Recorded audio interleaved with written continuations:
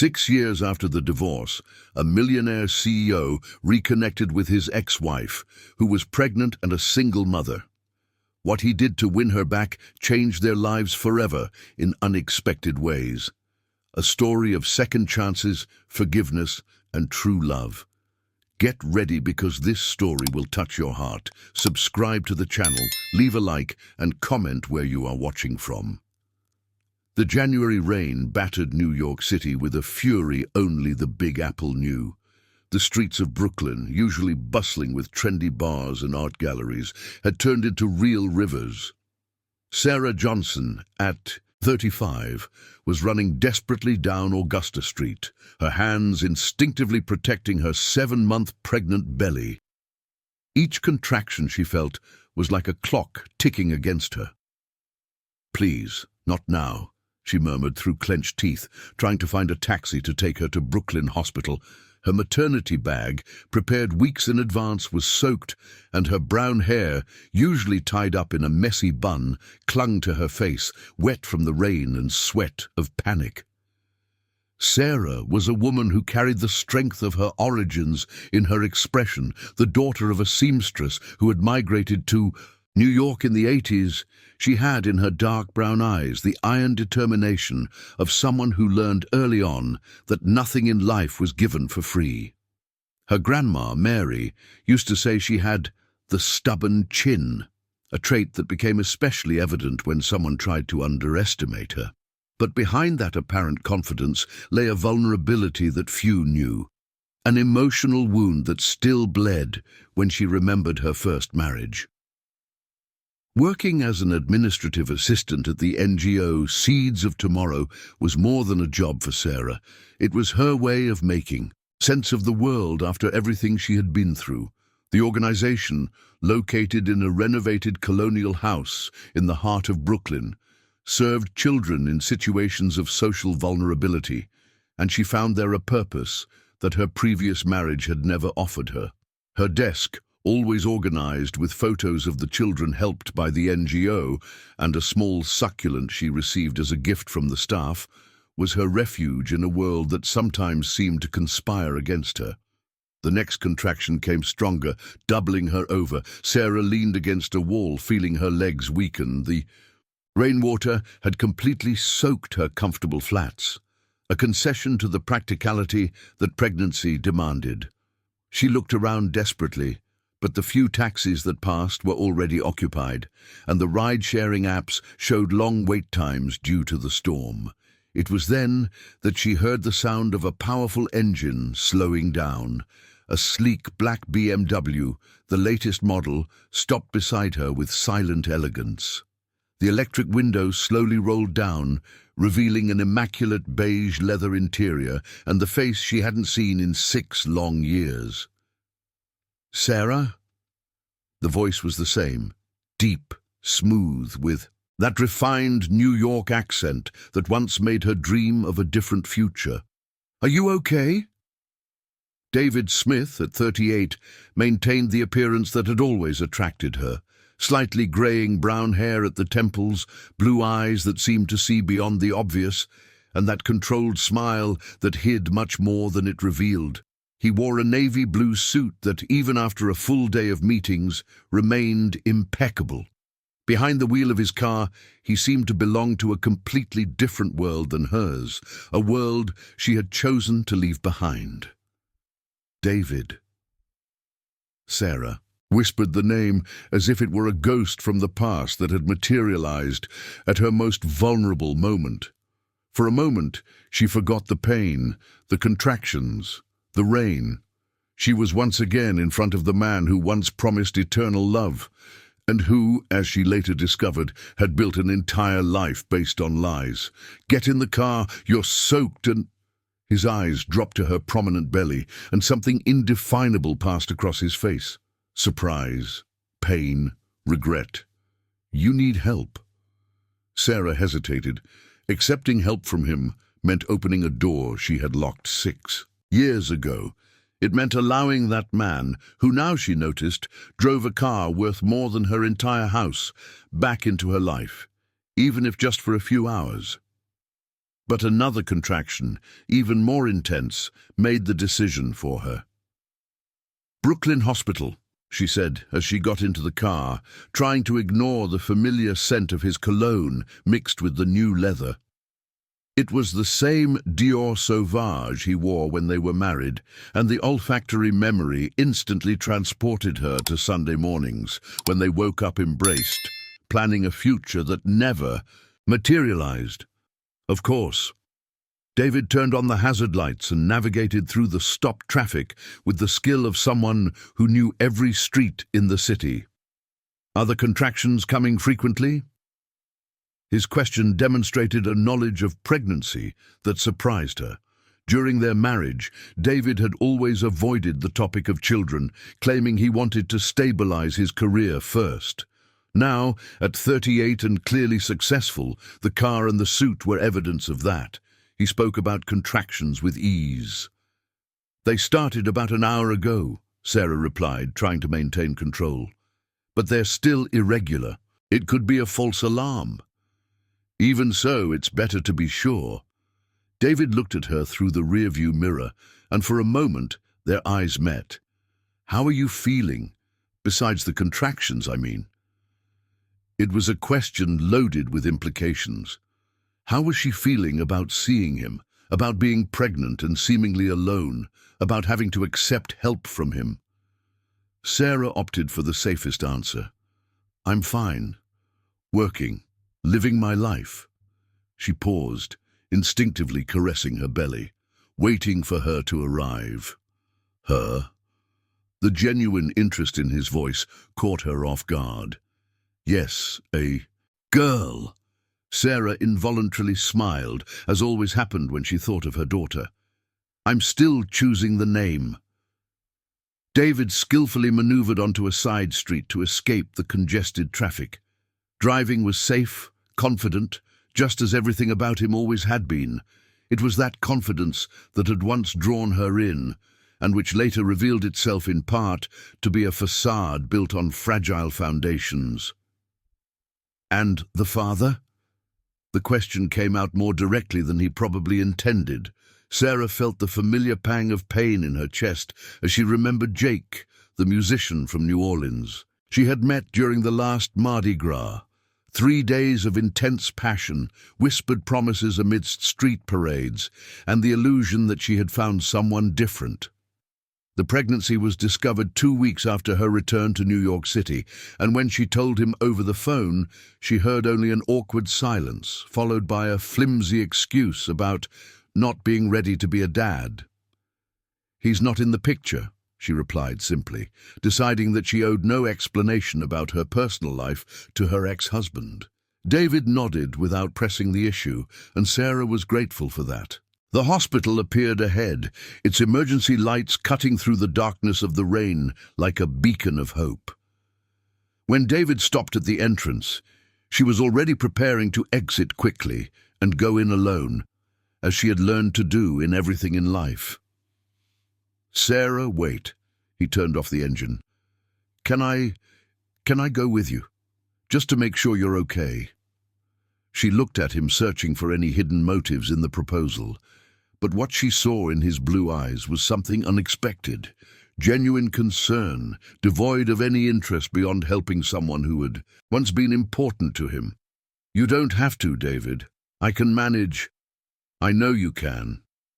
He smiled, and for a moment it felt as if the years hadn't passed. "I've always known. But no one should go through this alone." The unexpected kindness broke down her defenses for a moment. Sarah nodded silently, and together they ran through the rain toward the entrance of the hospital, where her journey of reconnection with the past was just beginning. Brooklyn Hospital at 9 o'clock on a rainy Monday night was a universe apart. The fluorescent lights created an antiseptic environment that contrasted with the emotional chaos Sarah felt inside. She walked through the white corridors alongside David, aware of every step she took, every breath she made, every glance he cast her way when he thought she wasn't looking. "Sarah Johnson?" The nurse at the reception, a middle-aged black woman with glasses and a professional smile, checked the information on the computer. "How many weeks along are you?" 28, Sarah replied, handing over her documents. She noticed how David paid attention to every detail, as if he were memorizing important information. It was a characteristic of his that she had forgotten, this ability to fully absorb the situations around him. "The doctor has already been called. We'll do some tests to check if these are indeed labor contractions or just false labor contractions." The nurse looked at David with barely concealed curiosity. "Are you the father?" The silence that followed lasted only a few seconds, but it felt like an eternity. Sarah felt the blood rush to her cheeks, and David, sensing her discomfort, diplomatically replied, "I'm a friend. I just came to make sure she got to the hospital safely." The nurse nodded and handed Sarah an identification bracelet. "Exam room 3. You can accompany her if she allows." Sarah looked at David, torn between the practical need for someone by her side and the fear of creating an intimacy that could complicate her situation even further. But another contraction, more intense than the previous ones, made the decision for her. She needed support, and he was there. The exam room was small and functional, with a gynecological exam table, fetal monitoring equipment, and the characteristic smell of hand sanitizer that permeated everything. David sat in a blue plastic chair in the corner of the room, maintaining a respectful distance while Sarah changed clothes. "How are you feeling about all this?" David asked, gesturing vaguely toward her belly. "I mean, having a baby alone must be scary." Sarah completed the sentence, adjusting her hospital gown. "Yes, but it's also liberating in a way. I don't have to worry about disappointing anyone but myself." The subtle jab was not lost on David. His eyes briefly closed, as if absorbing the blow. "Sarah, about our marriage—" "No," she interrupted him firmly. "We're not doing this here, not now." Dr. Michael Anderson entered the room at that moment, a man in his 50s, with well-groomed grey hair and steady hands from having attended thousands of pregnancies. His presence brought immediate relief to Sarah, who felt lost among the conflicting emotions that David's presence stirred within her. "Good evening, Sarah. Let's see how our little one is doing," the doctor said, washing his hands in the small sink in the room. "When did the contractions start?" As Sarah answered the medical questions, David observed everything with an attention that surprised her. He wasn't just there fulfilling a social obligation. He seemed genuinely concerned for her well-being. When the doctor began the physical exam, David discreetly averted his gaze, respecting her privacy in a way that Jake had never demonstrated. "Good news," announced Dr. Anderson after 15 minutes of examinations. "These are false labor contractions. Your uterus is just training for the real moment. The baby is well positioned, the heart rate is perfect, and you still have at least 8 more weeks to go." Sarah sighed in relief, feeling a tension she hadn't even realized she was carrying dissipate from her shoulders. "So can I go home?" "You can, but I'm going to request some additional tests just to be safe. Blood tests, a morphology ultrasound to check her development. Nothing major, just protocol for pregnant women who arrive with contractions at this stage." 2 hours later, Sarah and David were sitting in the laboratory waiting room, surrounded by the peculiar silence of nighttime hospitals. She flipped through a magazine about motherhood, trying to focus on articles about breastfeeding, but her mind kept drifting back to the man beside her. David had changed, not just physically, although his financial success was evident in every detail, from the flashy watch on his wrist to the Italian leather shoes. But there was something different about his demeanor, a maturity that hadn't been there when they were married, a way of observing the world that seemed more aware. "Can I ask about your job?" David broke the silence, putting away the phone he had used to respond to some urgent emails. "Are you still working in education?" Sarah smiled, feeling on safer ground. "I work at a non-profit in Brooklyn. We serve children in vulnerable situations. It's not glamorous, but—" She paused, searching for the right words. "It's real, you know? I can see the difference we make in these children's lives. And financially? Sorry if I'm being intrusive, but with a pregnancy, the medical costs—" "I'm managing," Sarah replied quickly, an automatic defensiveness coloring her voice. "I have health insurance through work, and I've saved up. I'm not the same person I was 6 years ago, David. I've learned to take care of myself." David nodded, and Sarah noticed something that seemed like regret pass through his eyes. "I know. I always knew you were strong. Maybe that was part of the problem between us. I never knew how to be a partner to someone so independent." The honesty of the statement caught her off guard. During their 3 years of marriage, David had always seemed self-assured, controlling situations and making decisions as if it were second nature. He had never admitted insecurities, especially related to her. "Sarah Johnson?" A lab technician called her name, interrupting the moment of vulnerability between them. The blood tests were quick, but the ultrasound took almost an hour. David asked for permission to accompany her, and Sarah, surprised by her own decision, agreed. When the image of the baby appeared on the monitor, she felt the familiar wave of emotion wash over her that always came when she saw her daughter.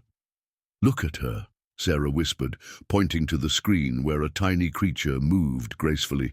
"She's growing so fast." David was silent for a long moment, watching the image with an expression Sarah couldn't decipher. There was something there, admiration, melancholy. When he finally spoke, his voice was quieter than usual. "She's perfect," he simply said. "You must be so proud." "And terrified," Sarah admitted, surprising herself with her honesty. "I have no idea what I'm doing. I read every book on motherhood I can find. I go to all the appointments, but I still wake up in the middle of the night, thinking of all the ways I could ruin her life." David chuckled softly. "I think that's a sign you're going to be a great mom. The people who worry are usually the ones who do the best job." It was almost midnight when they finally left the hospital. The rain had stopped, leaving the streets of New York City washed and gleaming under the streetlights. The air was cooler, filled with that specific smell of the city after a storm, a mix of wet asphalt and renewed hope. "Can I give you a ride home?" David asked as they walked toward the parking lot. Sarah hesitated. Accepting meant prolonging this strange night, giving more time for old feelings and new complications to develop. But it also meant not having to face the nighttime traffic of New York City, pregnant and tired. "Okay," she agreed. "I live in Brooklyn, close to work." During the drive, they talked about neutral topics, the changes in the city, places they used to go, people they knew in common. But there was an undercurrent of sexual and emotional tension that neither of them directly mentioned. When David stopped in front of the small brownstone that Sarah rented, a simple yet charming little house with a small porch where she grew herbs, he turned off the engine and sat in silence for a moment. "Sarah," he finally said, "I know I don't have the right to ask this, but are you really okay? Emotionally, I mean. Going through a pregnancy alone." "I'm fine," she automatically replied, but then paused. "I'm learning to be okay. Some days are harder than others." David nodded, as if he understood exactly what she meant. "If you need anything at all, you have my number?" Sarah realized she didn't. 6 years, and she didn't even know how to contact him anymore. Life had taken such different paths for both of them that they might as well have been living on different planets. "I don't have it," she admitted. David took a business card from his wallet, thick, elegant paper with the emblem of a company she didn't recognize. "Mendez and Associates," Sustainable Urban Development. He read aloud. CEO. CEO. Sarah couldn't hide her surprise. When we divorced, you were still in middle management. A lot has changed in 6 years, David simply said, but there was something in his voice that suggested not all the changes had been positive. Sarah tucked the card into her bag, knowing she probably would never use it, but feeling strangely comforted to have it. "Thank you," she said as she got out of the car, "for everything, for the ride, for staying at the hospital." "Sarah," David called her as she was already at her front door.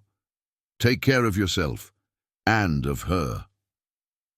She waved and went inside, but stayed by the window watching as he drove. Away.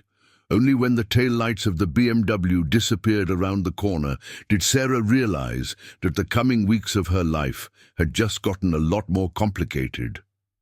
The Sunday morning in Brooklyn had its own rhythm that Sarah had learned to love over the past 3 years. The sun filtered through the leaves of the sycamores, creating a play of light and shadow on the uneven sidewalks, while the aroma of fresh coffee and sweet bread wafted from the artisanal bakeries that dotted the neighborhood. Sarah walked slowly toward the French bakery, her hand resting naturally on her belly that grew more prominent each week. It was her Sunday tradition, waking up early, taking a leisurely walk to the bakery, and buying sweet rolls, that delight her Grandma Mary had taught her to enjoy as a child. The ritual connected her to her roots, reminding her that despite all the ups and downs of life, some small joys remained constant. The bakery was small, decorated with authentic Portuguese tiles and wooden shelves lined with artisanal breads that made the place famous. The owner, Monsieur Bernard, a retired Frenchman who fell in love with New York City, in the 90s, knew all the regular customers by name and their personal preferences. "Bonjour, ma chère Sarah." Bernard waved cheerfully from behind the counter, his hands covered in flour, indicating he had spent the night preparing the day's bread. "How is our little princess today?" He gestured affectionately towards her belly. "Kicking more than a player from the Giants," Sarah laughed, stroking the spot where she had felt a stronger movement during her walk. "I think she's going to be a dancer or a fighter." She was choosing between 2 sweet rolls, a habit she had developed to give her daughter the illusion of choice, even in the womb, when a familiar voice made her freeze. "Good morning, Bernard. The usual double espresso, please." Sarah turned slowly, and there was David, casually dressed in a navy polo shirt and jeans, a more relaxed version of the executive she had met 3 days earlier.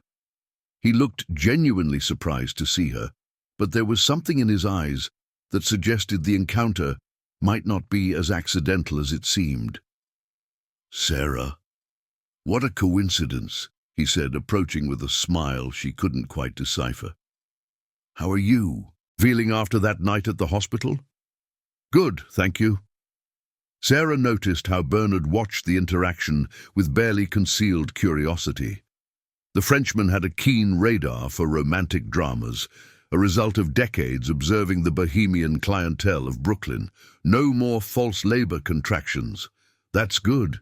David ordered his coffee, and then hesitated, as if making an important decision. "Can I pay for your roll? As a way of, I don't know, celebrating the fact that you two are okay?"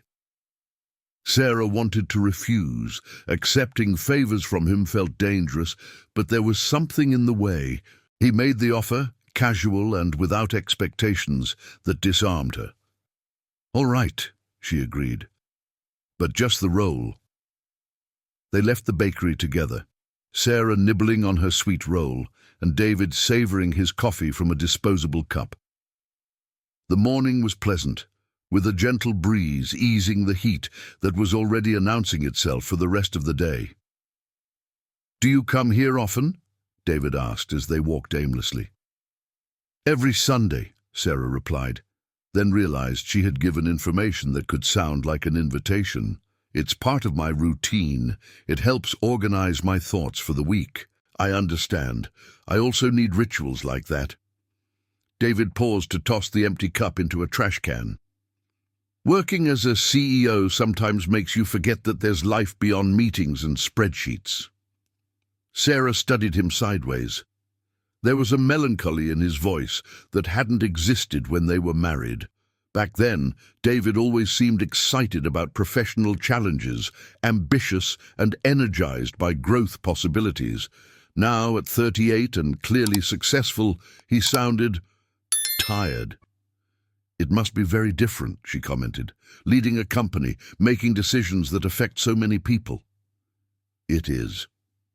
David fell silent for a moment. Sometimes I wonder if it's worth it.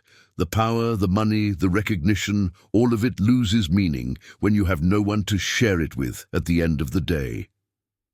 The intimate confession caught Sarah off guard. It was the kind of vulnerability David rarely showed, even when they were married. She found herself wanting to ask more, to understand what had changed in him, but she held back. It wasn't her responsibility to tend to her ex-husband's emotional wounds. 2 weeks later, Sarah was in the waiting room of Dr. Patricia Johnson's office, her obstetrician, flipping through a magazine about nursery decor. It was her monthly prenatal appointment, a moment that always left her anxious and excited at the same time. She loved hearing her daughter's heartbeat, receiving medical advice that made her feel more prepared for motherhood. Sarah Johnson, the nurse called her name, and she followed the familiar corridor to the doctor's office. Dr. Patricia was a woman in her 40s, specializing in high-risk pregnancies and known for her humanized approach to medicine. Her office was decorated in soft colors and photos of babies she had helped bring into the world, a mural of hope that always calmed Sarah. "How have you been feeling, dear?" Dr. Patricia asked while checking Sarah's blood pressure. "Any new discomfort since the last appointment?" Sarah relayed the events of the past weeks, the false labor contractions, the trip to the hospital, the feeling that her daughter was more active. However, she omitted the reunion with David. She couldn't explain even to herself why that encounter affected her so much. She was leaving the office, scheduling her next appointment, when she saw David in the waiting room. He was flipping through a magazine, apparently waiting to be called. This time, the surprise in his eyes when he saw her seemed genuine. "Sarah, what are you doing here?" "Prenatal," she replied, confused. "And you?" David hesitated, a strange expression passing over his face. "I was actually waiting for you." "Waiting? But how did you know?" "I asked Bernard, the Frenchman from the bakery. He mentioned that you always come to the doctor on Thursday mornings." David ran his hand through his hair, a gesture Sarah recognized as a sign of nervousness. "I know it might seem strange, but I wanted to talk to you." Sarah felt a mix of irritation and something else that I didn't want to name. "David, you can't just show up where I'm going. That's invasive." "I know." He stood up, putting the magazine away. "I'm sorry, I didn't think it through. It's just, since that night at the hospital, I haven't been able to stop thinking about you, about how you're handling everything on your own." "I'm not alone," Sarah replied defensively. "I have friends, I have my team at work, But you don't have a partner, someone who can be by your side when you need it." David stepped closer, maintaining a respectful distance. "Sarah, I know I have no right to interfere in your life, but if you need anything—" "I don't need your pity," Sarah interrupted him, feeling her emotions dangerously close to the surface. "I chose to have this baby on my own. I chose to build an independent life. I don't need anyone saving me." "I know you don't need it," David said softly. "I've always known you were completely capable of taking care of yourself. Maybe that's why our marriage didn't work. I never knew how to be useful to someone so strong." The brutal honesty of the statement disarmed all of Sarah's defenses. For a moment, they stood in silence in the middle of the waiting room, surrounded by the discreet buzz of other expectant mothers and their companions. David, Sarah began, choosing her words carefully. I don't know what you're looking for here, if it's guilt or nostalgia or... It's none of that, he interrupted her. Or maybe it's all of it. Honestly, I can't explain. I just know that seeing you that night, seeing how you're facing everything with such dignity, made me realize how many opportunities I wasted. Sarah studied him, looking for signs of manipulation or ulterior motives, but what she saw was just a man confronted with his own choices, trying to make sense of emotions he didn't expect to feel. The following Saturday, Sarah was at the farmer's market in Central Park, an explosion of colors and aromas that always invigorated her senses. It was another weekly ritual she had developed, choosing fresh ingredients for the week's meals, always thinking about proper nutrition for the pregnancy. The market took place in a wooded area of the park, with stalls set up among the trees, creating an environment that harmoniously blended nature and commerce. She was picking out organic tomatoes when she noticed David examining apples at a nearby stall. This time, irritation came immediately. "You're following me," she said, approaching his stall. David raised his hands in a gesture of surrender but smiled. "Guilty, but I can explain." "Then, explain." Sarah crossed her arms, which proved to be a challenge considering the size of her belly. "My nutritionist recommended that I buy organic. She said it was better for work stress." David picked up an apple and examined it carefully. "I asked where. The best place to buy was, and she mentioned this market." "Your nutritionist," Sarah repeated, skeptical. "Dr. Emily Roberts. I can give you her number if you want to check." David looked her directly in the eye. "Sarah, I understand your distrust. It really does seem like a lot of coincidences." "Does it seem?" David sighed, putting the apple in the bag he had brought. "Okay, I'll be completely honest. Yes, I looked into your routine. Yes, I am intentionally showing up in places you go, but it's not what it seems." "Then what is it?" Sarah felt a mix of anger and curiosity. At least he was being honest now. "It's that..." David hesitated, seeming to search for the right words. "That night at the hospital when I saw you pregnant, alone, dealing with everything with such courage, it made me realize that I never really fought for us, for you. I accepted the divorce because I thought it was what you wanted, but I never tried to understand why you wanted it." Sarah felt her heart race, a reaction she tried to control. "David, our marriage ended for specific reasons. You remember, don't you?" "I remember the accusations," he said calmly. "I remember you saying I was selfish, that I only thought about my career, that I was never really present. And maybe you were right." "Maybe?" Sarah laughed without humor. "David, you forgot anniversaries, cancelled dinners, worked until midnight every day, and when you finally got home you were mentally elsewhere." "You're right." David nodded gravely. "I was all of that. But Sarah, I also remember you never trying to talk to me about it.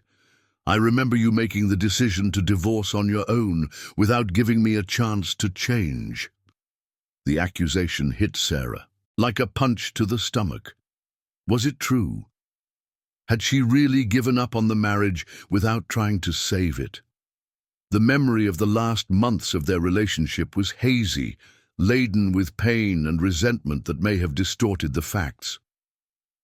"It's not that simple," she murmured. "I know it's not." David stepped closer. "That's why I want to understand. I want to know where we went wrong, what could have been different. Not to try to win you back, I know that ship has sailed, but to give proper closure to everything we shared." Sarah watched him for a long moment. There was sincerity in his eyes, but there was also something more, a determination that made her suspect that David wasn't being completely honest about his intentions. "All right," she finally said. "We can talk, but with clear boundaries, David. I have a new life. I'm building something different.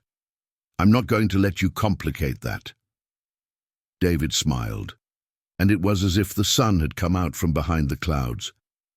"Understood. How about we start with a coffee, right here in the park?" And so, among stalls of organic fruits and the songs of robins in the trees of Central Park, Sarah made the first of many decisions that would change the course of her pregnancy and, consequently, her entire life. The cafe in Central Park was located in a shaded area under century-old oaks, its cast-iron tables scattered among flower beds of tulips that were beginning to bloom with the approach of spring. Sarah chose a table away from the crowd, instinctively seeking privacy for a conversation that promised to stir up wounds that David had not completely healed yet. He brought 2 coffees, a decaf for her, which she observed with surprise at his thoughtfulness, and a piece of carrot cake that they would share. There was something domestic about that simple gesture that momentarily transported her back to their early dating years, when he still remembered small details about her preferences. "So," Sarah began, stirring her coffee slowly, "you want to talk about our marriage, about where we went wrong?" She paused, watching a nearby family where a 4-year-old child was feeding ducks in a small artificial pond. "Where do we start?" David followed her gaze, noticing how she watched the child with a soft expression. "And maybe with the question I never asked back then. What did you really want from me, from our relationship?" The question caught her off guard. Sarah had prepared for accusations, justifications, maybe even apologies. She didn't expect to be invited to talk about her own desires. "I wanted partnership," she finally said, the word coming out with more force than she intended. "I wanted to feel like we were building something together, not just coexisting in the same apartment." She took a sip of her coffee, using the time to organize her thoughts. "I remember staying up waiting for you, to come home, planning things we could do on the weekend, dreaming of trips we never took because you always had something urgent at work." David nodded slowly, and Sarah noticed he didn't try to defend himself or justify. He simply absorbed her words as if they were precious information. "And when I tried to talk about it, about us, you always changed the subject," Sarah continued, feeling an old emotion stirring in her chest. "You said you were working for us, for our future. But what future, David? Because from my point of view, there wasn't a real us." "You're right," he said simply. "I used work as an excuse to avoid facing relationship problems I didn't know how to solve." The frank admission surprised her. During their 3 years of marriage, David rarely acknowledged mistakes, especially related to work. He had always been proud, confident in his decisions, reluctant to show vulnerability. "What changed?" Sarah asked, genuinely curious. "You seem different." David laughed, but there was no humor in the laugh. 6 years happened, Sarah. 6 years of having exactly what I thought I wanted: professional success, recognition, money, and discovering that at the end of the day when I got home I had no one to share any of it with. You never dated anyone after us?" The question slipped out before Sarah could censor her curiosity. "I tried," David confessed, fiddling with the sugar he hadn't used in his coffee. "A few times, but—" He hesitated, as if deciding how much to reveal. "I always ended up comparing it to what we had, and I always lost." Sarah felt something stir in her chest, a dangerous mix of satisfaction and melancholy. "David, I know what you're going to say," he gently interrupted her. "That romanticizing the past is dangerous, that people change, that there's no going back, and you're right." He looked her straight in the eye. "I'm not here trying to win you back, Sarah. I'm trying to understand who I was, who I am now, and how I can be a better person." At that moment, David's phone rang. Sarah watched as he glanced quickly at the screen, frowned, but declined the call without hesitation, something he would never have done during their marriage. "Important?" she asked. "My sister," David replied, putting the phone away. "Probably about some company issue. It can wait." The mention of his sister brought back memories that Sarah had preferred to forget. Rebecca Smith, 2 years younger than David, had been a constant and complicated presence during their marriage. Smart, ambitious, and protective of her brother to the point of possessiveness, she had never hidden her disapproval of the sister-in-law who wasn't worthy of the Smith family. "How's Rebecca?" Sarah asked, trying to keep her tone casual. "Good. She works with me at the company now. She's one of the directors." David paused. "Actually, she practically runs everything while I try to figure out what I really want to do with my life." There was something in the way he said that caught Sarah's attention, a resignation that didn't match the controlling personality she remembered. 3 days later, Sarah was organizing a stack of files at her desk at the non-profit when Lisa, her best friend, and a nurse at Brooklyn Hospital appeared at the door with 2 cups of tea and a worried expression.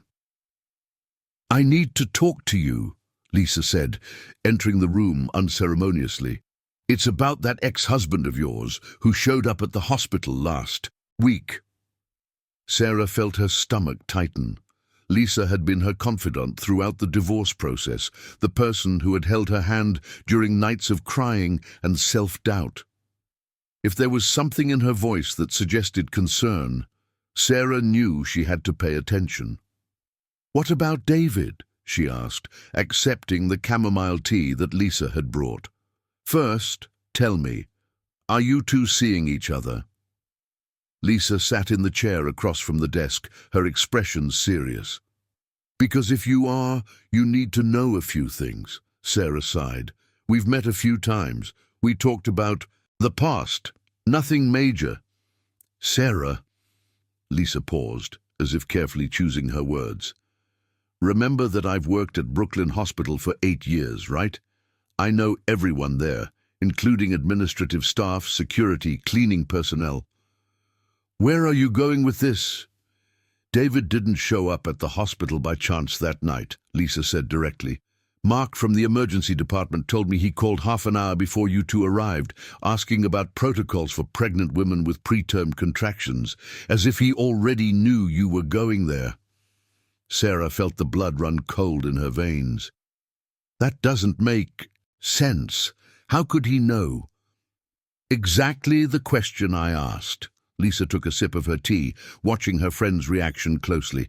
"So I started investigating. Discreetly, of course." "Lisa, what did you find out?"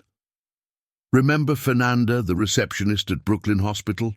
Dr. Patricia's office." Lisa waited for Sarah to nod. "She told me that a well-dressed man driving a black BMW was there twice last week. He didn't have an appointment, just checking available times. The description matched perfectly with your ex-husband." Sarah felt as if the ground was shifting beneath her feet. "Are you saying he—" "I'm saying he's investigating your routine, Sarah. Systematically." Lisa leaned forward, taking her friend's hand. "And there's more." "More?" "I talked to a few people. Discreetly," Lisa emphasized. "His company, this Smith & Associates, is much bigger than the name suggests. They own several businesses in the city, including—" Lisa paused dramatically, and Sarah felt her heart race. "Including the French bakery." Sarah fell silent for a long moment, processing the information. David owned the bakery where she went every Sunday, where she had casually run into him, where Bernard, the friendly Frenchman, knew all the details of her weekly routine. "How long?" Sarah asked, her voice coming out weaker than she intended. "Since you two divorced," Lisa replied softly. "He bought the place when it was about to close in 2018. He kept Bernard as the manager, but, Sarah, he kept that bakery running because he knew you frequented it." The implications of the revelation hit Sarah like successive waves. All those Sundays, thinking she was living an independent life, freely choosing where to spend her money. David had orchestrated everything. "There's more," Lisa continued, clearly reluctant to worsen the news. "The farmers' market at Central Park. His company sponsors half of the vendors selling there." Sarah abruptly stood up, walking to the window of her office. Outside, children played in the small yard of the non-profit, their laughter echoing between the colourful walls of the space. It was a sound that usually calmed her, but at that moment it only intensified her feeling of claustrophobia. "Why would he do this?" she murmured, more to herself than to Lisa. "I don't know, love. Maybe guilt, maybe obsession, maybe—" Lisa hesitated. Maybe love, the kind that's sickly, possessive, but still love. Sarah turned to face her friend. "What do you think I should do?" "Confront him," Lisa replied without hesitation. "Directly, and then decide if you want this person in your life or if you need to take more drastic measures to protect yourself." Drastic measures. Restraining order, changing your routine, maybe even moving neighborhoods. Lisa stood up and hugged Sarah from behind, her hands resting protectively on her friend's belly. "Sarah, you're pregnant, vulnerable. If this man is stalking you, even if with good intentions—" "He wouldn't hurt me," Sarah said automatically, then realized she might not know who David really was anymore. "Maybe not physically," Lisa agreed, "but emotionally? Psychologically? Sarah, you spent 6 years building an independent life. You can't let him destroy that, even if it's through kindness and coincidences." That night, Sarah stayed up late, looking at David's business card on her bedside table. CEO, Sustainable Urban Development, phone numbers she had never called. She picked up the phone 3 times to confront him, but always backed down. What would she say? "I found out you've been spying on me for 6 years. How dare you pretend our meetings are casual?" But there was a more disturbing question she couldn't shake. If David had spent 6 years maintaining a secret connection to her life, watching her from afar, protecting her in ways she didn't even suspect, what else did he know? What else had he done? And the scariest question of all, what did he want now? Sarah caressed her belly, feeling her daughter move gently, as if sensing her mother's emotional turmoil. "What are we going to do, little one?" she whispered in the darkness of the room. "How do we protect ourselves from people who say they love us?" The answer, she knew, would come in the morning when she finally had the courage to face David and demand the truth, the whole truth. Sarah chose Caffè Tortoni on Augusta Street for the confrontation, a public, bustling place where she would feel safe regardless of how the conversation went. The establishment, with its exposed brick walls and rustic wooden tables, had an ambiance that blended sophistication with accessibility, frequented by both business people and students from the area. She arrived 15 minutes before the scheduled time, strategically choosing a table at the back of the room, with her back to the wall and a full view of the space. It was Thursday, 2 in the afternoon, and the lunch rush had already subsided, creating the perfect atmosphere for a conversation that promised to be difficult. David arrived promptly at 2:30, wearing a dark grey suit that highlighted his social status, but with a slightly loose tie that suggested nervousness. Sarah watched as he searched for her in the room, noticing how he discreetly greeted the waiter, a sign that he frequented the place, another coincidence that now took on new meaning. "Thank you for agreeing to meet me," David said as he sat down, ordering an espresso from the waiter who approached immediately. "You look tense." "I have reasons to be," Sarah replied directly, her hands clasped on the table. She had rehearsed this conversation all morning, but now that she was face to face with him, she felt her courage wavering. "David, I need to ask some questions, and I want honest answers." Something in the seriousness of her tone alerted him. David straightened in his chair, his expression shifting from casual to cautious. Of course. About what? About your coincidences. Sarah made air quotes with her fingers. About you showing up exactly where I am, exactly when I need help. David froze, for a moment, like an animal sensing a trap. Sarah, I don't understand. The French bakery, she interrupted, deciding to get straight to the point. You own it, don't you?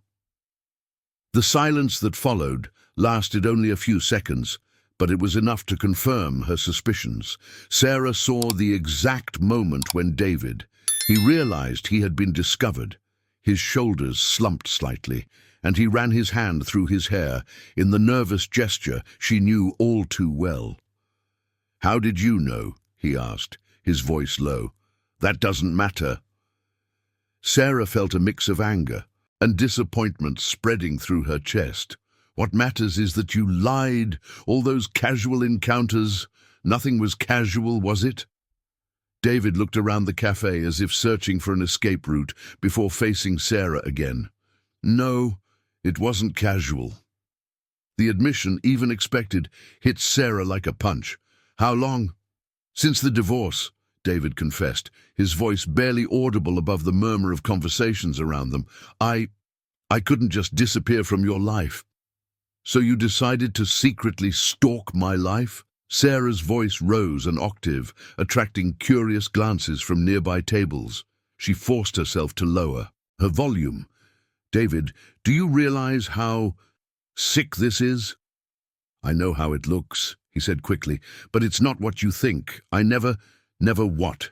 Never followed me? Never investigated my routine? Never manipulated situations to force encounters? Sarah felt tears of anger burning in her eyes. My God, David, that night at the hospital, you already knew I was going there. David closed his eyes, as if absorbing each word as an accusation of guilt. Yes. How? I hired someone to keep me informed about how you were doing. The words came out heavy, laden with shame. Not to spy on you, Sarah, to make sure you were okay, safe. Sarah felt nauseous. You hired a private investigator to follow me. To protect you, David corrected, as if the distinction were important. When I found out you were pregnant, you knew before you met me at the hospital, Sarah realized, horror growing in her voice. You had known for weeks. David nodded miserably. The investigator told me about the pregnancy in December, about the child's father disappearing, about you going through this alone. He leaned forward, urgency in his voice. Sarah, I couldn't just find out. You needed help and do nothing. So you orchestrated a casual encounter during a medical emergency? Sarah laughed humorlessly. David, this is disturbed. It's love. He interrupted her, the word coming out like a confession forced from him. Maybe it's sick, maybe it's obsessive, but it's love. I never stopped loving you, Sarah, not for a day in 6 years.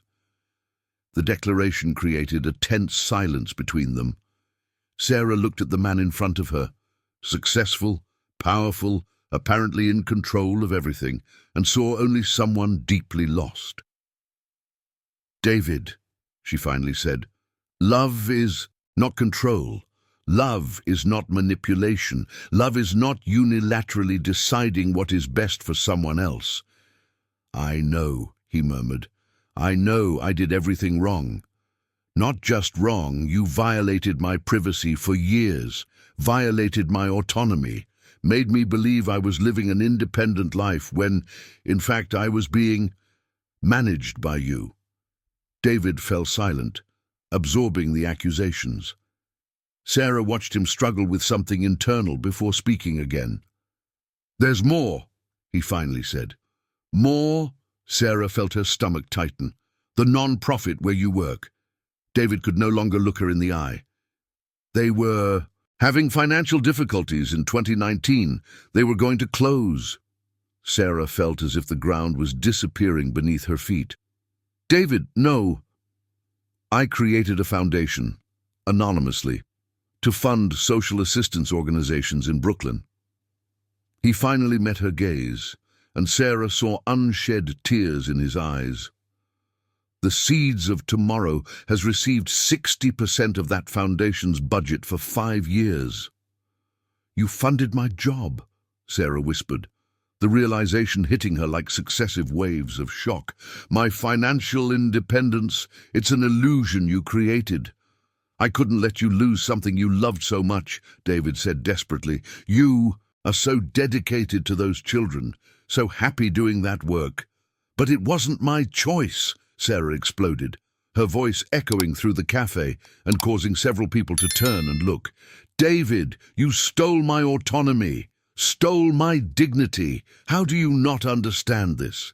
David reached out his hand toward her, but Sarah recoiled as if his touch could burn her. "Sarah, please." "No." She stood up abruptly, grabbing her bag. "Don't do this. Don't try to touch me. Don't try to explain. Don't try to turn this into something romantic." Her voice trembled with anger and disappointment. "You turn me into a doll in a dollhouse that you secretly built. That's not how it is. It is exactly how it is." Sarah leaned over the table, bringing her face closer to his. "You decided, on your own, that I was not capable of taking care of my own life. Decided that I needed protection, help, management, and you did all this behind my back, making me believe I was being strong and independent." David stood up too, clearly desperate to fix the situation. "Sarah, I can explain. I can undo everything. You can leave me alone," she said sharply. "You can stop funding the non-profit, you can sell the bakery, you can fire your private investigator, and you can get out of my life." "And what if I can't?" The question came out as a broken whisper. Sarah looked at him, seeing not the powerful man who controlled companies and manipulated situations, but someone deeply lost and lonely. For a moment, she felt a pang of compassion. But then she remembered 6 years of freedom that were actually a gilded cage. "Then you'll have to learn," she said firmly. "Because this time, David, I'm not just going to quietly disappear like I did the first time. This time, if you don't respect my decision, I will take legal action." David seemed to shrink at the threat. "Sarah." "I'm pregnant, David. I'm building a life for my daughter. A real life based on real choices." Sarah placed her hand protectively over her belly. "I won't let you contaminate this with your fantasies of control." She turned to leave but paused at the cafe door, looking over her shoulder. "And David, next time you decide to protect someone, ask first if that person wants your protection. Because love without consent is not love. It's stalking." Sarah left the cafe, leaving David alone with the weight of her words and the choices that had led him to that moment. Outside, the New York afternoon continued its usual rhythm. Cars honking in traffic, people rushing along the sidewalks, life going on as always. But for Sarah, that afternoon marked the end of an illusion and the beginning of a struggle for true independence. She placed her hand on her belly, feeling her daughter move, and murmured a promise. "We will learn together how to be truly free. Little one, how to make our own choices even when they are difficult." The first step would be to find a new job. The second, a new apartment. The third, a new life where her decisions were truly her own. But as she walked down Augusta Street, Sarah couldn't completely ignore a troubling question. If David had spent 6 years orchestrating casual encounters and secretly protecting her, what else had he done? And most importantly, would he really be able to leave her in peace now? 2 weeks had passed since the confrontation at the cafe, 2 weeks of absolute silence from David. Sarah had completely changed her routine. She avoided the French bakery, shopped at another market, and had even found a new route to work that didn't pass by the places they used to meet. It was like trying to erase 6 years of habits overnight, but she was determined to rebuild her life on genuinely her own terms. Friday morning began with an unexpected phone call. Sarah was at the NGO's office, reviewing proposals for new projects. A bitter irony, considering she no longer knew if the funding for these initiatives was real or just another manifestation of David's disguised control, when her cell phone rang, displaying an unknown number.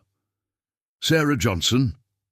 The feminine voice on the other end was sophisticated, with a refined New York accent that she recognized immediately. Rebecca? Sarah couldn't hide her surprise. How did you get my number? We need to talk, Rebecca Smith said without preamble. It's about my brother, and about some things you should know before making hasty decisions. Sarah hesitated. David's younger sister had been a constant source of tension during the marriage. A brilliant and ambitious woman who had never hidden her opinion, that Sarah didn't measure up to family standards. Talking to her now seemed like a recipe for more complications. Rebecca, I don't think this is a good idea. Sarah, I understand your reluctance, Rebecca interrupted, her voice taking on a softer tone. I know our relationship in the past was complicated, but there are things about David that you need to know, things that could change your perspective on everything that happened. Something in the urgency of Rebecca's voice intrigued her. What kind of things? Not over the phone. Can we meet this afternoon? It's important, Sarah.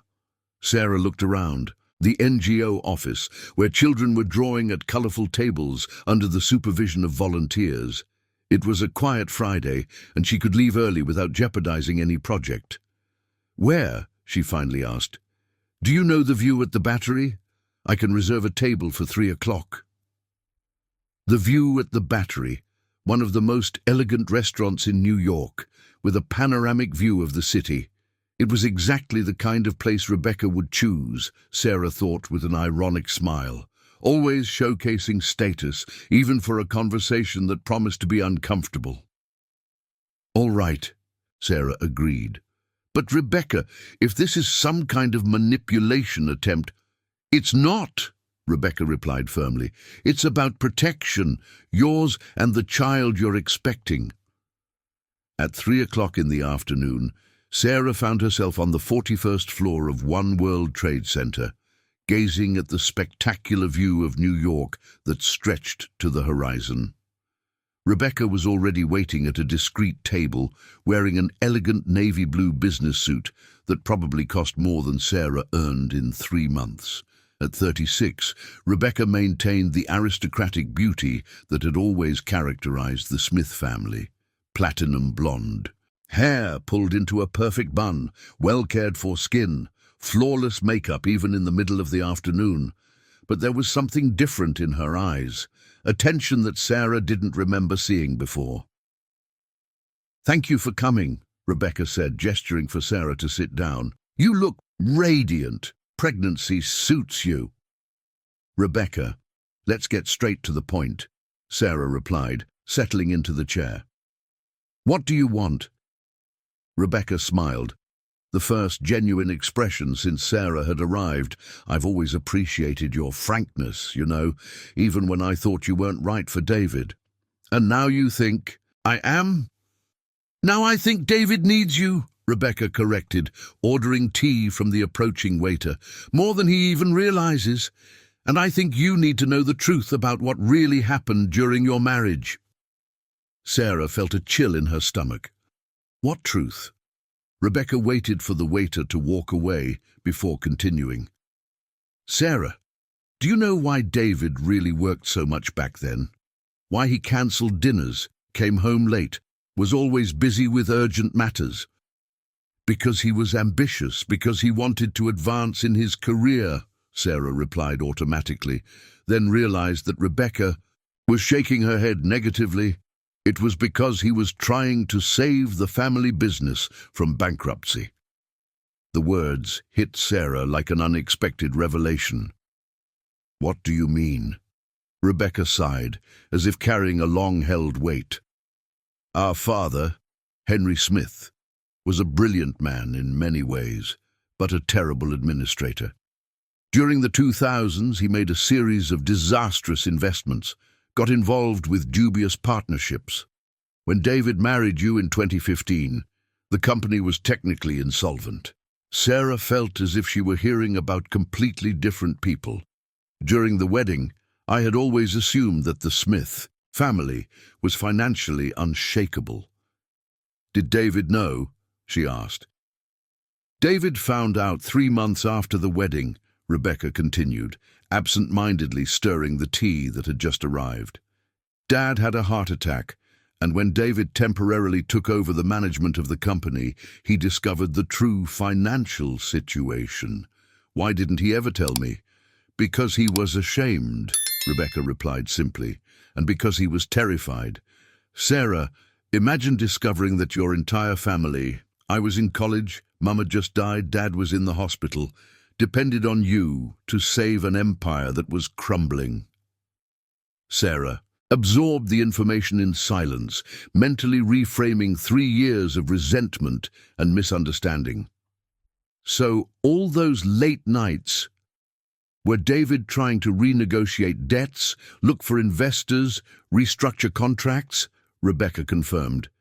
He took on responsibilities that should have been handled by an entire team. And he did it without revealing to anyone, neither to me nor to you, how serious the situation was.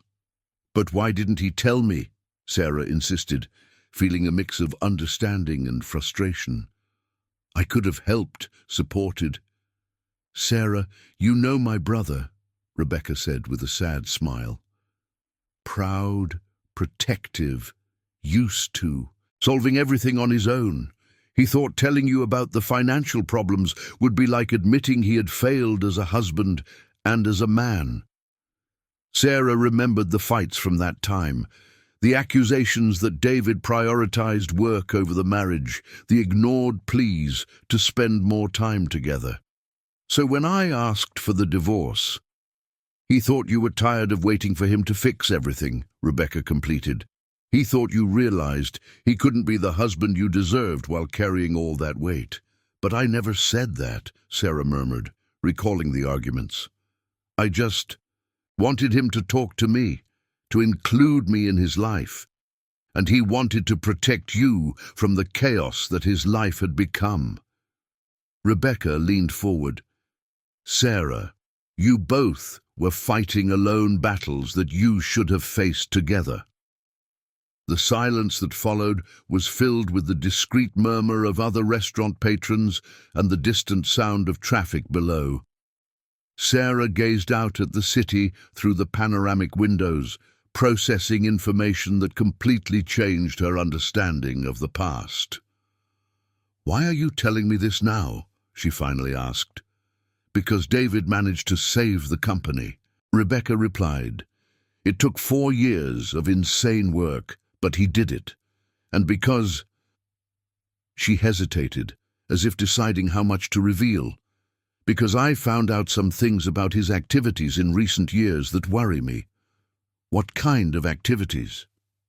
Rebecca looked around, making sure no one was listening. The companies he bought to protect you, the bakery, the sponsorships of the farmers' market, the funding of the non-profit. Sarah, all of this cost millions, millions that he took from the company's profits without consulting the board. Sarah felt a new kind of worry settling in. Is that legal? Technically, he has the authority to make those decisions as CEO, but ethically and practically, he is compromising the financial stability of the company because of a personal obsession. Obsession, Sarah repeated the word, liking the situation even less. Sarah, my brother has spent more money secretly protecting you over the last 6 years than some countries spend on entire social programs. Rebecca paused, letting the weight of the information settle. And he is planning to spend much more. What do you mean? Rebecca opened her bag and pulled out a thin folder. Documents I found in his office, projects he is developing, investments he plans to make. She slid the folder across the table. Take a look. Sarah opened the folder with trembling hands. The first document was an architectural plan for a community daycare, exactly where the old daycare she attended as a child used to be. The second was a business plan for a low-cost maternal and child healthcare center. The third was a housing project for single mothers. "He is creating an entire infrastructure around your life," Rebecca explained. "A support network that justifies you being together, that makes you feel like you need him." Sarah flipped through the documents, recognizing the obsessive meticulousness that characterized David. Each project was meticulously planned, each investment carefully calculated to positively impact her life and that of the child she was expecting. "Rebecca," Sarah finally said, "why are you showing me this? Why are you betraying your own brother?" Rebecca was silent for a long moment, contemplating her teacup. When she finally responded, her voice was heavy with emotion. "Because I love my brother," she said simply, "and because I recognize that what he is doing will destroy both him and you. Sarah, David needs professional help. He needs to learn to deal with loss, with rejection, with the fact that he cannot control everything in life. And you think I can help? I think you are the only person who can make him see reality." Rebecca looked her directly in the eye, "But only if you set clear boundaries and protect yourself adequately." Sarah closed the folder, feeling the weight of the day's revelations. "What do you suggest?" "First, that you accept my help to ensure your real financial independence. I have contacts in various organizations that could offer genuine job opportunities." Rebecca paused. "Second, that you consider talking to David one more time, but this time with all the cards on the table." "Cards on the table?" "He needs to know that you found out everything. He needs to know that this behavior is unacceptable. And he needs to know that if he continues, he will lose any chance of having you and the child in his life." Rebecca leaned forward. "Sarah, my brother is a good man who is doing terrible things for reasons he believes are noble. But intention does not justify behavior." Sarah nodded slowly, realizing that her journey to independence had just become even more complicated. But also, for the first time since reuniting with David, she felt that she finally understood everything. Marina was overwhelmed by the situation she found herself in. "Rebecca," she said as she stood up to leave, "thank you for telling me the truth, the whole truth." "Take care, Sarah, and take care of that child." Rebecca smiled, and for the first time since they had known each other, the smile seemed genuinely warm. "You both deserve a life free from manipulation, even if well-intentioned." Sarah left the view at the Battery with her head spinning, carrying the folder that Rebecca had handed her as if it were a ticking time bomb. The elevator descended the 41 floors in silence, and she took those moments to try to organize the thoughts racing through her mind. The revelations about the past of her marriage had changed her perspective on David, but the documents in the folder painted an even more disturbing picture of the present. Arriving home in the late afternoon, Sarah prepared chamomile tea, a habit she had developed to calm both herself and her daughter, who seemed to respond to her emotional state with more intense kicks. She sat on the small balcony of her brownstone, surrounded by the pots of herbs she cultivated, and opened the folder that Rebecca had given her once more. This time, she examined the documents more closely. The community daycare project was not just a reconstruction, it was a modern structure, equipped with cutting-edge technology, designed to meet the exact socio-economic profile of the families she knew through her work at the non-profit organization. The specialized medical center would be 2 blocks from her home, offering free consultations for pregnant women in vulnerable situations. The housing project would occupy strategic lots in Brooklyn, creating an ecosystem where she would feel naturally at home. It was a masterful plan of manipulation disguised as altruism. Sarah was absorbed in reading when her phone rang. Carla's name appeared on the screen, and she answered, grateful for the distraction. "Hey, love, how was the meeting with the hellish sister-in-law?" Carla asked bluntly. "Revealing," Sarah sighed. "Carla, can you come over? I need to talk to someone about things I discovered." "Of course. I'm leaving the hospital now. I'll stop by and bring pizza. You need to eat something besides worry." An hour later, Sarah and Carla were sitting in the living room, sharing a margarita pizza while Sarah recounted her conversation with Rebecca. Carla listened in silence, occasionally asking questions to clarify details, her expression growing increasingly concerned. "So let me see if I understand," Carla said after Sarah finished. "David wasn't a neglectful husband. He was a desperate man trying to save the family from financial ruin.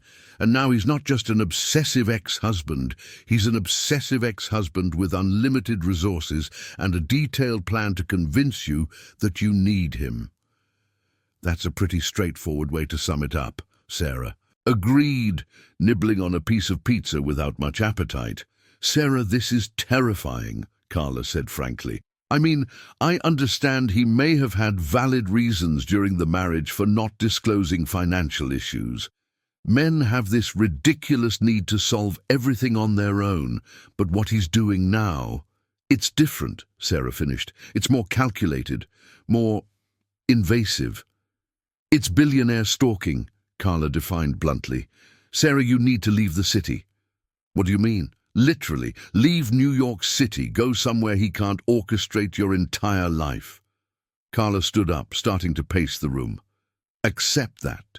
Job offer your cousin made in Miami, or go to Washington, D.C. to stay with your aunt, anywhere far from here."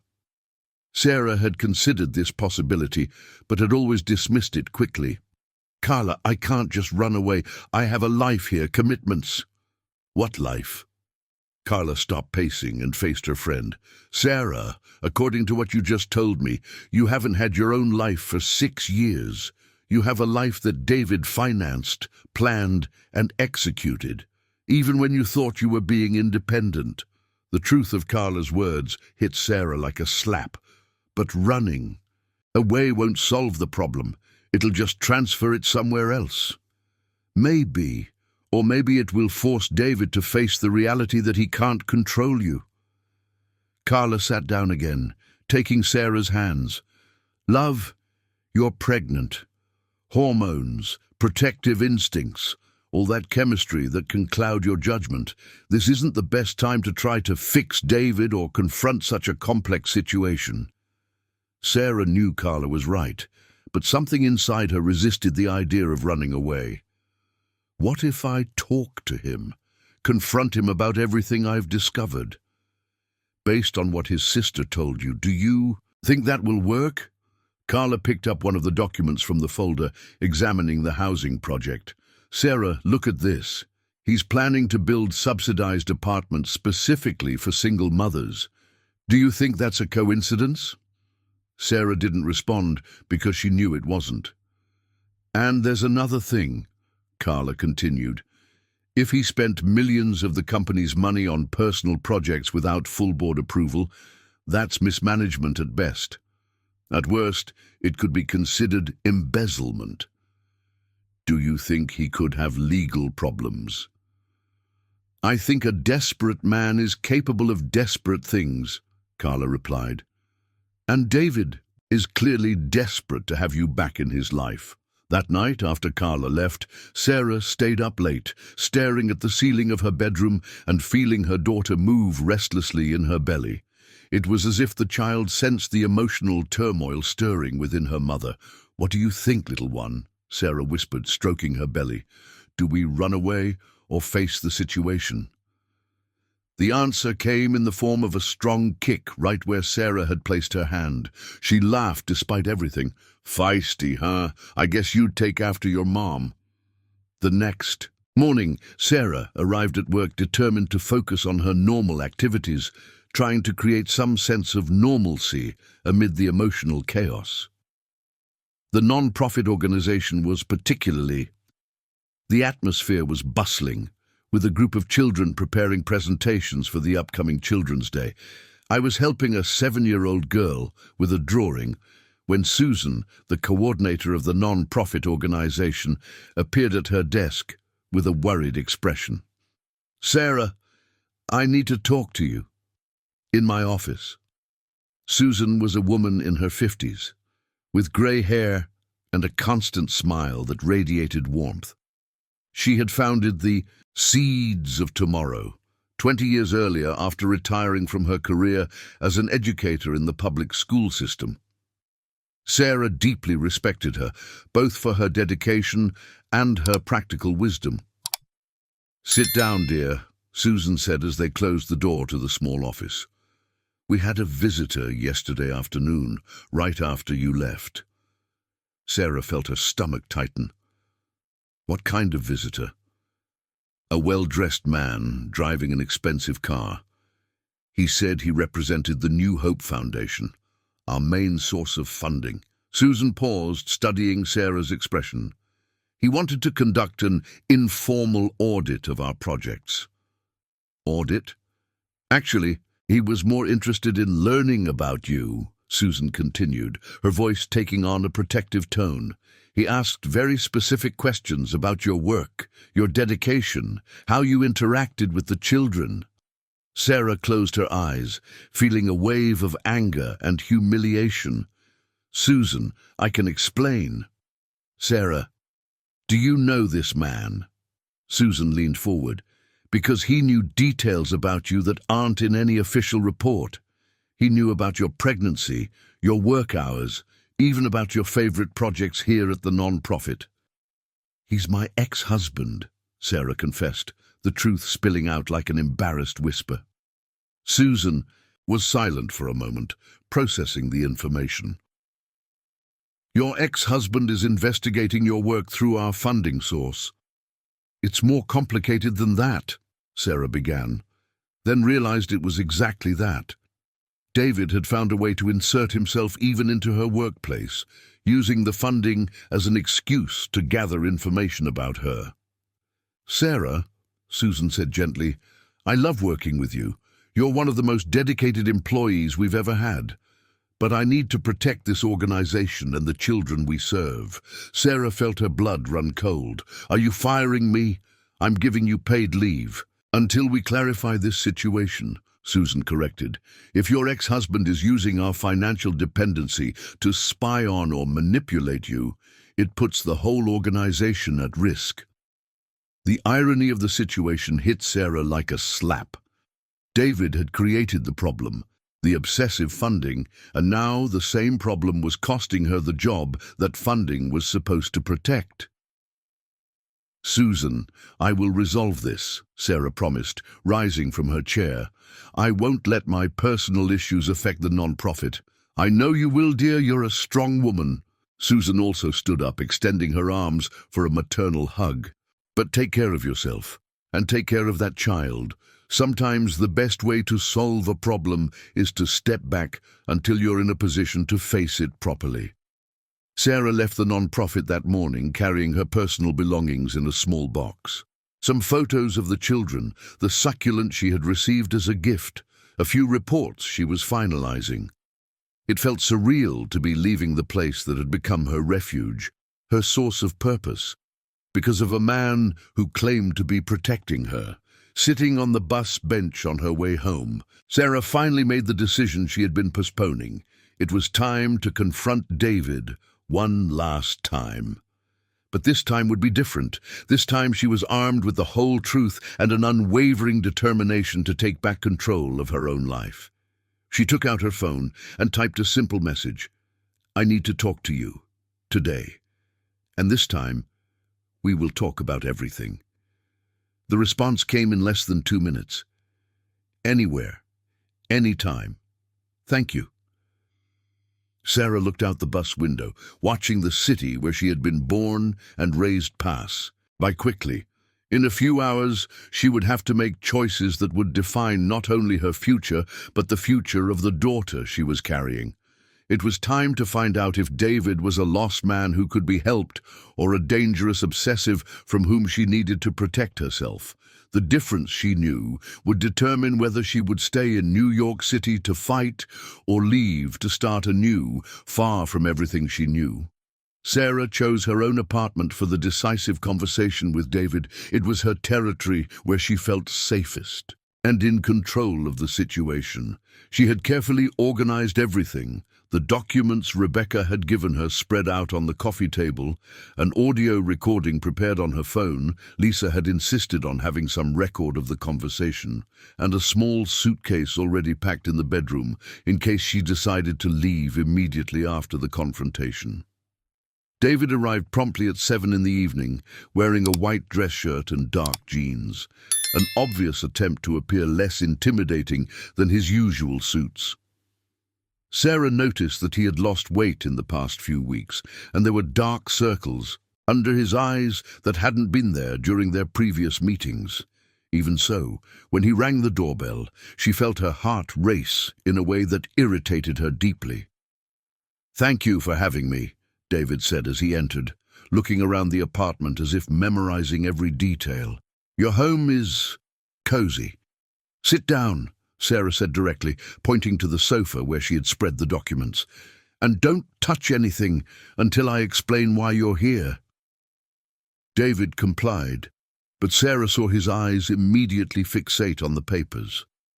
Recognition and something that looked like panic crossed his face. When he realized what she had in her hands, "Sarah, where did you get this?" "That doesn't matter," she replied, sitting in the armchair across from him, keeping a safe distance. "What matters is that I now know everything. And when I say everything, David, I mean everything." She picked up the first document, the Community Daycare Project, and placed it in front of him. Childhood Hope Project, budget $12 million. Location, exactly where the daycare I attended as a child used to be. Sarah stared directly at him. Coincidence? David didn't respond, only looked away. Sarah picked up the second. A document, Maternal and Child Health Center Hope, $22 million. Location, 2 blocks from my house. Specialty, free care for low-income pregnant women. Her voice gained strength with each word. Another coincidence. "Sarah, let me explain. I'm not done yet." She picked up the third document, the thickest of all. New Paths Housing Complex, $22 million. Subsidized apartments specifically for single mothers, with integrated daycare and job training programs. Sarah paused, letting the weight of the information settle. "David, you are literally building a city around my life." The silence that followed was broken only by the distant sound of traffic outside. David ran his hands over his face, a gesture Sarah recognized from moments of extreme stress during their marriage. "How much?" she finally asked. "What do you mean?" "How much have you spent on me in the last 6 years? Not just on these projects. The bakery, the non-profit funding, the farmers market sponsorships, the private investigator. How much?" David was silent for so long that Sarah thought he wouldn't answer. When he finally spoke, his voice was almost inaudible. $56 million. The figure hit Sarah like a punch in the stomach. 56 million over 6 years, David hurried to justify, as if that made the situation any less absurd. "Not all at once, and the company can absorb these costs, Sarah. It's not like—" "David," her voice cut through his justifications like a blade, "you spent $56 million spying on me and manipulating my life. Do you realize how sick that is?" "I wasn't spying on you," David protested, finally meeting her gaze. "I was protecting you." "Protecting me from what?" Sarah exploded, rising from her chair. "From having my own life? From making my own decisions? From making my own mistakes? From getting hurt?" David also stood up, emotion finally breaking his careful composure. "Sarah, after we divorced, You disappeared from my life completely. I didn't know if you were okay, if you needed anything, if you were safe. And that gave you the right to orchestrate my entire existence? It gave me the right to worry about someone I loved, David shouted, then realized the tone he had used and lowered his voice. I still love you, he corrected, more softly. Sarah watched him for a moment, seeing not the successful CEO, but a deeply lost man. David, do you know the difference between love and obsession? He didn't respond. Love respects the other person's autonomy. Obsession needs to control it. Sarah sat back down, suddenly feeling exhausted. What you feel for me, that hasn't been love for a long time. How can you say that? David took a step closer, then stopped when he saw Sarah instinctively shrink back. Everything I did was for you, for your well-being. Everything you did was to relieve your own anxiety, Sarah corrected him. You couldn't handle the fact that I chose to leave your life, so you created a way to keep controlling it, without my knowledge. That's not true. David, you hired a private investigator to follow me. You bought establishments I frequented. You financed my job without my knowledge. Sarah listed each item like an accusation, and now you're planning to spend another $30 million creating an infrastructure that forces me to need you.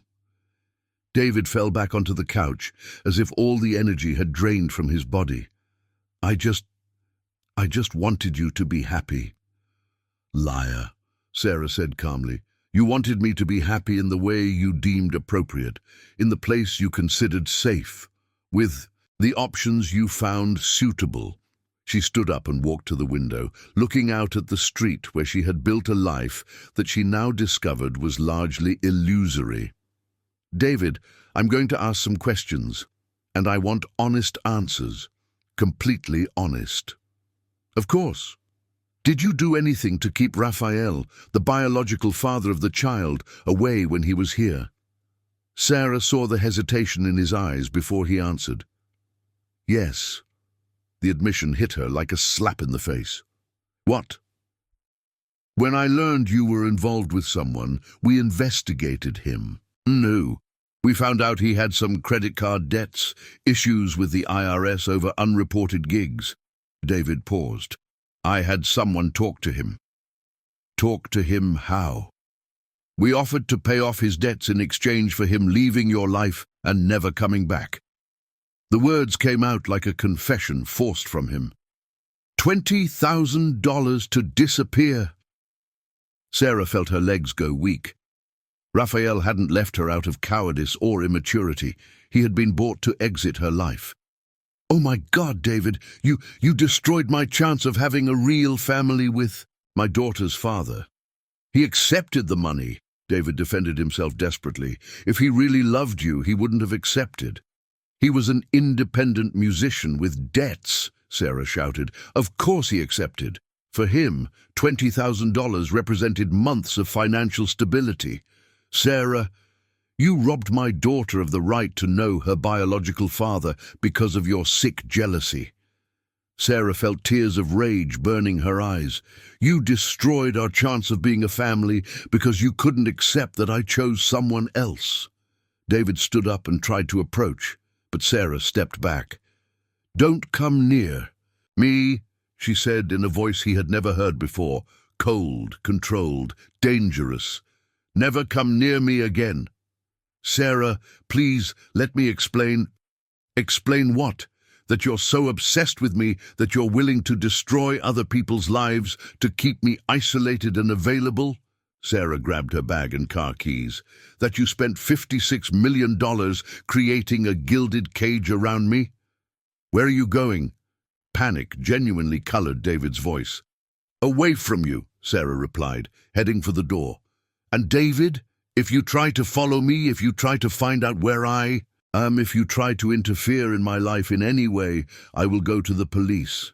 Sarah, you can't just, I can and I will. She turned at the door, staring at him one last time.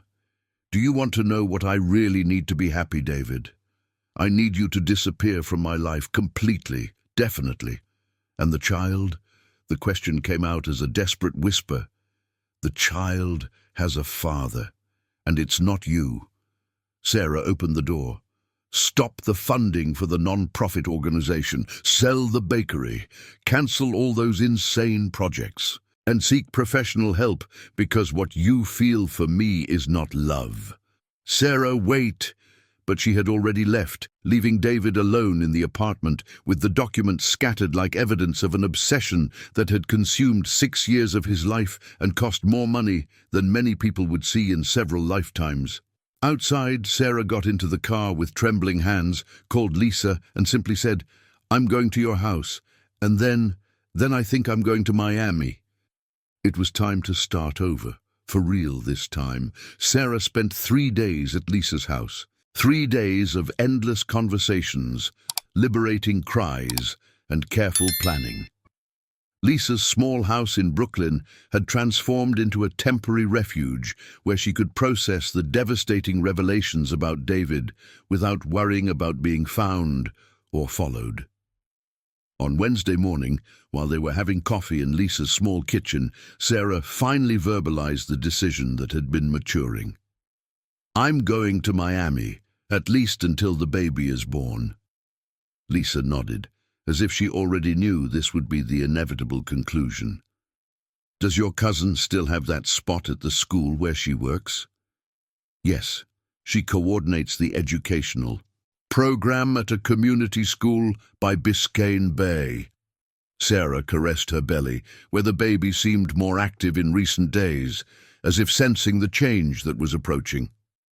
"It's not what I did at the non-profit, but it's work with children. And Julia said they urgently need someone.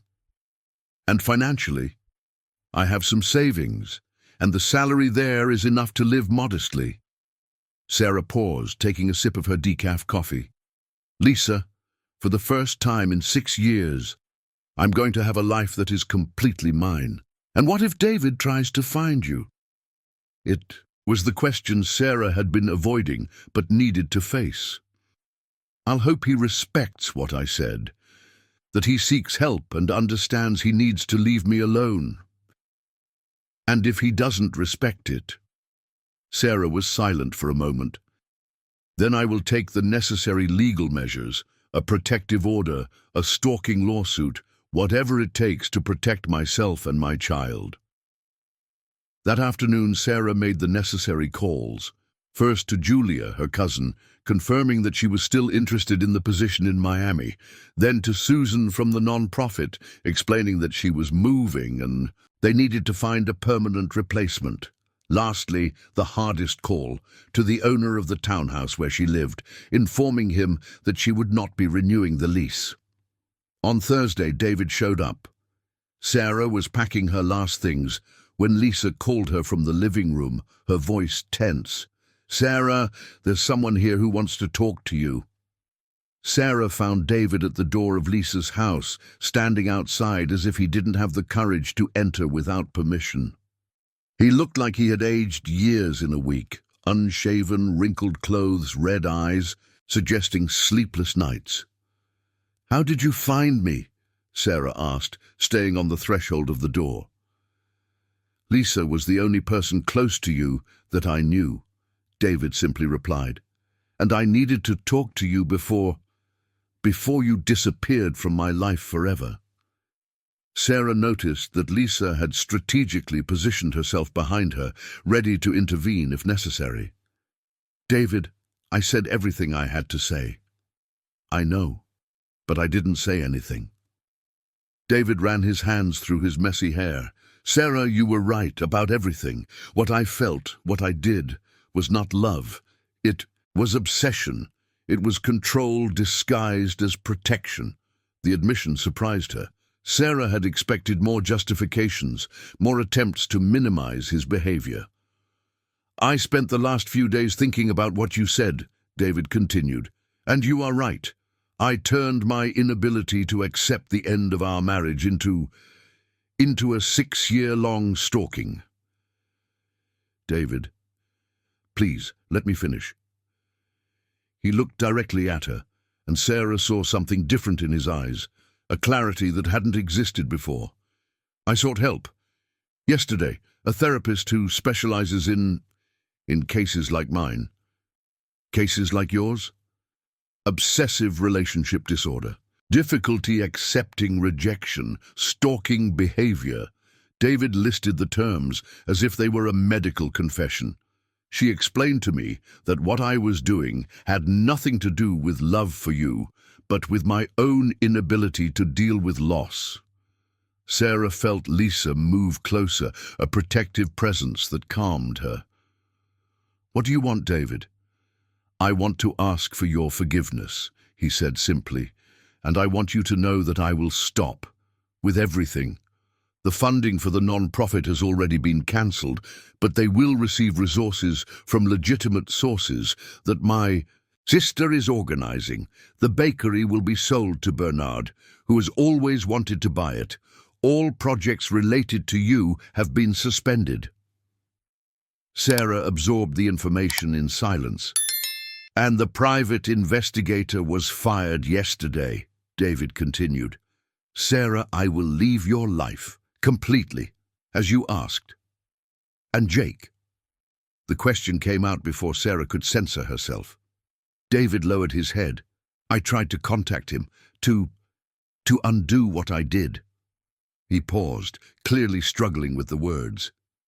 "He didn't want to talk to me, but I left a message explaining that the money was returned to his account with interest and that if he wanted to try reconciliation with you, I wouldn't interfere." Sarah felt tears burning her eyes, not from anger this time, but from a deep sadness for everything that had been lost. "It might be too late," she said softly. "I know," David agreed. "And if it is, the responsibility is entirely mine." They fell silent for a moment, the weight of 6 years of manipulation and misunderstandings hanging between them. "David," Sarah finally said, "I hope you find peace. I hope therapy helps you understand that true love is not in control. And I hope you find the happiness you always deserved," David replied, "far away from me." He turned to leave, but then stopped. "Sarah, the child, if she ever wants to know about this part of her mother's story, if she wants to understand why a man can get so lost when he doesn't know how to handle love, you can tell her the truth, the whole truth." "Why?" "Because maybe it will serve as a lesson on how not to love someone," David said with a sad smile. "About how true love requires letting the other person be free." Sarah watched him walk toward the car, not the luxurious BMW this time, but a plain, discreet sedan. It was a symbolic gesture, she realized, an attempt to become less invasive, less imposing. "Do you think he really understood?" Lisa asked after David left. "I don't know," Sarah answered honestly, "but for the first time since I saw him again, I believe he is trying." On Friday morning, Sarah was at Miami International Airport, waiting for her flight to New Orleans. She had sold most of her furniture, donated clothes that no longer fit due to her pregnancy, and reduced her life to 2 suitcases and a carry-on bag. Lisa had insisted on accompanying her to the airport, and now they were saying goodbye at the boarding gate. "Are you sure this is what you want?" Lisa asked, hugging her friend one last time. "I am," Sarah replied without hesitation. "For the first time in a long time, I am making a decision that is entirely mine. No influence, no manipulation, no fear." "And what if it's hard? Starting over alone, pregnant in a new city?" Sarah smiled, placing her hand on her belly. "I won't be alone, and as for the difficulty, Lisa, any challenge I face in New Orleans will be my challenge, my choice, my responsibility, and that is worth any sacrifice." The boarding announcement echoed through the terminal, and Sarah grabbed her carry-on. "Take care of yourself," Lisa said, tears in her eyes, "and call me when you arrive." "I will call. And Lisa, thank you for everything, for being the only person who has always told me the truth." Sarah boarded the plane with a feeling she hadn't experienced in years, genuine hope. As Miami faded behind her through the aircraft windows, she caressed her belly and whispered to her daughter, "We are starting a new life, little one, a life where our choices are truly ours." The plane gained altitude, carrying Sarah toward an uncertain but genuinely free future. For the first time since reuniting with David, she felt she was in control of her own destiny. In New Orleans, her cousin Julia awaited her with a small but cozy apartment by Biscayne Bay, a job opportunity at a school that really needed her, and the promise of a simple yet authentic life. It was everything Sarah had wished for in the last 6 years. The chance to be genuinely free, to build the life she chose, with the people she chose, on her own terms. And for the first time in a long time, that freedom was within her reach. 6 months later, on a sunny March morning in New Orleans, Sarah woke up to the first real contractions of her pregnancy. This time, there was no storm, no panic, no orchestrated coincidences. There was only her cousin Julia, and the calm certainty that her daughter was ready to enter the world. Life in the Magic City had turned out to be exactly what Sarah needed. The small apartment by Biscayne Bay, with a view of the mountains and the constant sound of waves crashing on the nearby beach, had become a true home. Working at the community school had connected her with children and families who genuinely appreciated her dedication, without ulterior motives or hidden manipulations. "It's time," Sarah said to Julia, who was preparing coffee in the tiny kitchen. Her cousin, a woman in her 40s with curly grey hair and boundless energy, dropped everything immediately. "Are you sure? Is it not those false labor contractions again?" "No," Sarah smiled, feeling a deep calm that surprised her. "This time it's real." The University Hospital of Miami was 20 minutes away by car, and during the drive, Sarah contemplated how her life had changed. In recent months, she had made real friends, people who knew her only as Sarah, not as someone's ex-wife or a victim of obsession. She had learned to surf, modestly considering her belly, and had discovered the simple pleasure of waking up without worrying about orchestrated casual encounters. More importantly, she had learned to trust her own judgment again. Her daughter was born at 3 in the afternoon, a healthy baby weighing 7 pounds and 10 ounces, with dark hair and the strongest lungs the maternity ward had heard that week. Sarah held the child for the first time and felt something completing within her chest. Not just the maternal love she had expected, but a sense of purpose and protection that went beyond anything she had experienced. "What will her name be?" Julia asked, excited to meet her niece. Sarah had thought of many names during her pregnancy, but when she looked at her daughter's perfect little face, she knew immediately, Helena Johnson. There were no references to the past, no complex tributes, just a beautiful name for a child who represented the future. 3 days later, Sarah was at home with Helena when she received an unexpected call. Marina, the voice was Jake, the musician from New Orleans, the biological father of Helena. Marina's heart raced. In recent months, she had thought many times about Jake, imagining what it would be like if he had stayed, how it would be to raise Helena with her real father by her side. But she had accepted that this possibility was lost forever. "Jake, how did you get my number?" "Your friend Lisa gave it to me. I hope you don't mind." His voice sounded different, more mature, more confident. "Marina, I need to talk to you about what happened when I found out about the pregnancy." Marina settled into the armchair, Helena sleeping peacefully in her lap. "What do you want to talk about?" "First, congratulations. Lisa told me the girl was born. How is she?"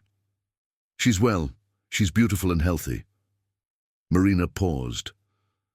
"Jake, why did you call?" "Because I found out the truth about why I disappeared from your life." His voice took on an urgency that reminded Marina of the days in New Orleans.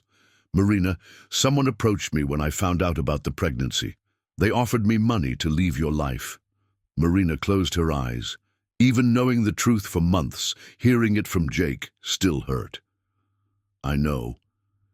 "You know?" The surprise in his voice was genuine. "David told me everything before I moved here." Marina stroked Helena's fine hair. "Jake, you accepted the money." "I did," he admitted, shame clear in his voice. "Marina, I was desperate. I was 3 months behind on rent, had blocked credit cards, couldn't find a work. When that man showed up offering $20,000 just to sign a paper saying I renounced any contact with you and the child." "You signed a document?" Marina felt a chill in her stomach. "I signed, but I found out later that the document has no legal value. A lawyer explained to me that agreements about custody and paternity can't be made that way." Jake paused. "Marina, I want to be part of our daughter's life." Marina fell silent, processing the information. For months, she had come to terms with the idea of raising Helena alone. The prospect of having to negotiate shared paternity, visitation, joint decisions was both exciting and terrifying. "Jake, a lot has changed. I know. And I know I acted like a coward. But Marina, in the last few months I've been in therapy, organized my finances, even returned that cursed money." His voice softened. "I'm not asking for us to be a couple again. I'm asking for a chance to be a father." Marina looked at Helena, who chose that moment to open her eyes, dark eyes that resembled Jake's. "Where are you now?" "In New Orleans, but I can come there whenever you want, however you want." Jake hesitated. "Marina, I know I have no right to ask for anything after abandoning you, even if I was manipulated into it, but our daughter deserves to have a present father." Marina stood up and walked to the window, looking out at the blue bay that stretched to the mountains. There were fishermen in their colorful boats, children playing on the shore, life following its natural and uncomplicated rhythm. "You can come meet her," she finally said. "But slowly, Jake, and with some conditions." "Any conditions?" "First, I don't want your presence in her life. To be unstable. If you decide to be a father, it has to be for real. Second, we will establish everything legally, with lawyers, proper documentation. Third," Marina paused, formulating the most important condition, "if you ever feel pressured or manipulated to leave our lives again, tell me immediately." "Why would anyone do that?" Marina smiled sadly. "Because I've learned that some people have very creative ways of trying to control the lives of others." Jake arrived in Miami a week later. Marina met him at the airport, carrying Helena in her arms, nervous about how the reunion would go. The man who stepped off the plane was different from the carefree musician she had met during Mardi Gras. Thinner, more serious, but with the same kind eyes that had drawn her in. When Jake saw Helena for the first time, Marina knew immediately that he would be a present father. The emotion in his eyes, the gentleness with which he asked permission to hold her, the way he whispered, "Hi, little one, I'm your daddy." Everything confirmed that despite past mistakes, this man would love her daughter unconditionally. They spent 3 days talking, setting boundaries, getting to know each other again. As different people than they had been in New Orleans, Jake had grown, taken on responsibilities, learned that love also meant commitment. Marina had found her strength, learned to trust her judgment, discovered that she could be a single mother and still be open to love. "Would you like to try again?" Jake asked on the last night of his visit as they walked along the beach under the full moon. Marina considered the question carefully. "I don't know. Maybe. But this time, if it happens, it will be because we truly choose it, not out of pressure, not out of convenience, not because we believe in fairy tales." "What if I move to Miami?" Jake asked. "Not to be with you necessarily, but to be close to Helena. I can work from anywhere." "That would be good for her," Marina agreed. having her dad nearby. 6 months later, Jake had moved to an apartment 10 minutes away, secured regular work in local bars and events, and established a healthy routine of shared parenting. He and Marina had not resumed their romantic relationship, but they had built something perhaps more valuable, a genuine partnership focused on Helena's well-being. It was a September afternoon when Marina received an unexpected letter. The envelope was elegant, without a return address, but she recognized the careful handwriting immediately. Inside, a single sheet of paper with a few handwritten lines. Marina, I know I have no right to reach out, but I wanted you to know that I'm okay. Therapy has helped me understand many things about myself that I didn't want to admit. You were right about everything. I hope you and your daughter are happy. I hope you have found the peace that I could never offer. I won't reach out again. This is my way of truly letting you go. With respect and genuine regret, David P.S. If you ever need anything that doesn't involve my presence in your life, Rebecca is authorized to help, not as a form of control, but as a form of reparation. Sarah folded the letter carefully and placed it in a drawer. It wasn't forgiveness. It would still take a long time to fully process 6 years of manipulation, but it was closure. That night, Sarah put Helena to sleep in the crib beside her bed, watched her daughter's peaceful face for a few minutes and smiled. For the first time she could remember, her life was exactly what it seemed, simple, genuine, hers. Jake knocked on the door shortly after, bringing ice cream and the news that he had secured a gig at a resort in the area for the next 6 months. Want to celebrate? He asked, holding up the ice cream tubs. Sarah laughed, opening the door wide. Come in, but quietly. Helena just fell asleep. They sat on the small porch, sharing chocolate ice cream and gazing at the stars above Biscayne Bay. They didn't talk about the future, about relationships, about grand plans. They simply enjoyed the present moment, two adults who had learned to appreciate the simplicity of honesty. You know, Sarah said, I think I finally understand what it means to be truly free. What do you mean? It's being able to choose, genuinely, without manipulation, without pressure, without fear. She looked at Jake. It's being able to be here with you today and knowing it's because I want to be, not because someone orchestrated it to make me want to. Jake smiled. And I can be here knowing that no one is paying me to stay.